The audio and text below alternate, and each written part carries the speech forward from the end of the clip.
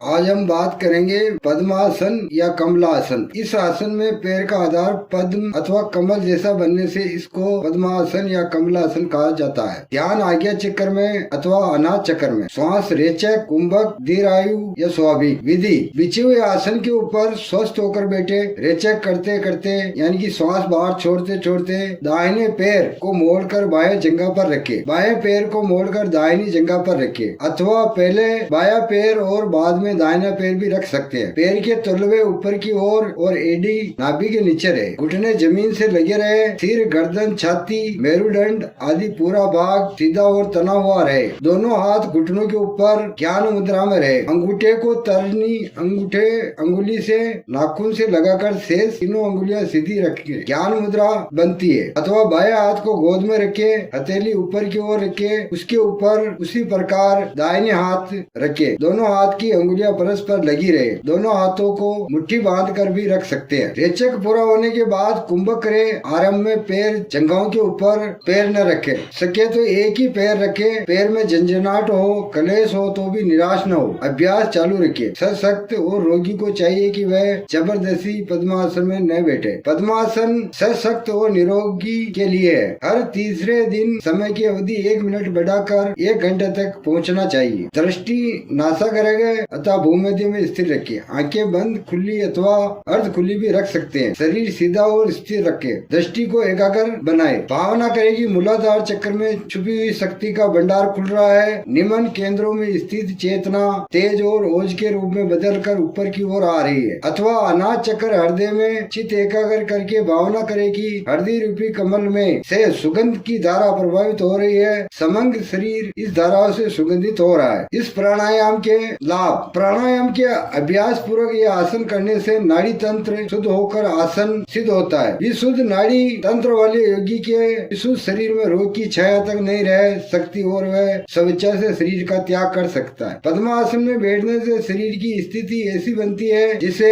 श्वास तंत्र, ज्ञान तंत्र और रक्ताभिसार तंत्र सुव्यवस्थित ढंग से कार्य कर सकते हैं। फलत जीवन शक्ति का विकास होता है। पद्मासन का अभ्यास करने वाले साधक के जीवन में एक विशेष प्रकार का आभा प्रकट होती है। इस आभा के द्वारा योगी संत महापुरुष मान हो गए। पद्मासन के अभ्यास से क्रिया में वृद्धि होती है। स्वभाव में प्रशंसा बढ़ती है। मुख तेजस्वी बनता है। बुद्धि का अलौकिक विकास होता है। चित्त में आनंद उल्लास रहता है। चिंता, शोक, दुख, शारीरिक विकार दब जाते हैं। कुविचार पलायन होकर सुविचार प्रकट होने लगते हैं। पद्मासन के अभ्यास से रजस और तमस के कारण व्यग्र बना हुआ चित्त शांत होता है। सत्वगुण में अत्यंतिक वृद्धि होती है। प्राणायाम, सात्विक मताहार और सदाचार के साथ पद्मासन का अभ्यास करने से अंत सावित्री ग्रंथियों को विशुद्ध रक्त मिलता है। फलत व्यक्ति में कार्य शक्ति बढ़ने से भौतिक एवं आध्यात्मिक विकास शीघ्र होता है। भौतिक मानसिक कार्य करने वालों के लिए, चिंतन मनन करने वाले के लिए एवं विद्यार्थियों के लिए यह आसन खूब लाभदायक है। चंचल मन को स्थिर करने के लिए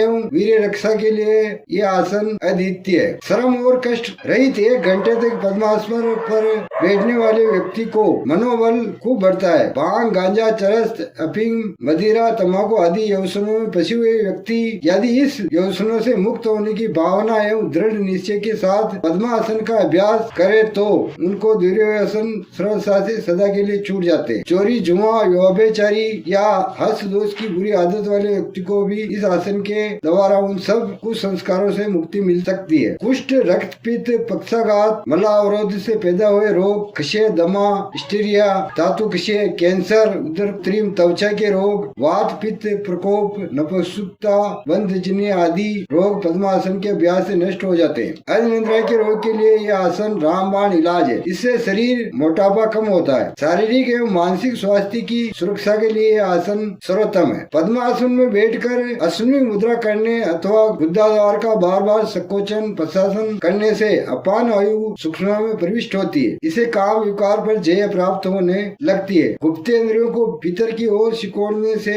अथवा योनि मुद्रा या वर्जली करने से वीर्य उद्रगामी होता है। पद्मासन में बैठकर उड़ियान बंद, चालंदर बंद अथवा कुंभक करने के छाती एवं पेट को फुलाने की क्रिया करने से वक्ष शुद्धि एवं कंठ शुद्धि होती है। फलत भूख खुलती है। भोजन सरलता से पचता है। जल्दी थकान नहीं होती है। स्मरण शक्ति एवं आत्मबल में वृद्धि होती है। ये नियम पूर्वक पूर्वक लंबे समय तक पद्मासन का अभ्यास करने से प्रकट होकर मूलाधार चक्र में आंदोलन उत्पन्न होते हैं। कुंडलिनी शक्ति जागृत होने की भूमिका बनती है। जब यह शक्ति जागृत होती तब इस सरल दिखने वाले पद्मासन की वास्तविक महिमा का पता चलता है। केरलीय और सांडिल्य तथा अन्य कई ऋषियों ने इस आसन की महिमा गाई है। ध्यान लगाने के लिए यह आसन खूब लाभदायक है। हठ प्रतिज्ञा में प्रथम उपदेश में यह कहा गया है। इस प्रकार सर्व व्याधियों को विनिष्ट करने वाले पद्मासन का वर्णन किया गया। यह दुर्बल आसन किसी विरले बुद्धिमान पुरुष को ही प्राप्त होता है। आसन को करने के लिए कुछ बातें ध्यान रखने योग्य है। भोजन के 6 घंटे बाद, दूध पीने के 2 घंटे बाद या बिल्कुल खाली पेट ही आसन करें। शौच आदि से निवृत्त होकर आसन किए जाए तो अच्छा है। श्वास मुंह से न लेकर नाक से ही लेना चाहिए। गर्म कंबल, टाट या ऐसी ही कुछ बिछा कर आसन करे। खुली भूमि पर बिना कुछ बिछाए आसन कभी न करे, जिससे शरीर में निर्मित होने वाला विद्युत प्रवाह नष्ट न हो जाए। आसन करते समय शरीर के साथ जबरदस्ती न करे। आसन कसरत नहीं है, अतः धैर्य पूर्वक आसन करे। आसन करने के बाद ठंड या तेज हवा में न निकले। स्नान करना हो तो थोड़ी देर के बाद करे। आसन करते समय शरीर पर कम से कम वस्त्र व ढीले वस्त्र होने चाहिए। आसन करते करते और मध्यांतर में और अंत में शवासन करके शीतलीकरण के द्वारा शरीर के तन बने हुए स्नायुओं को आराम दे।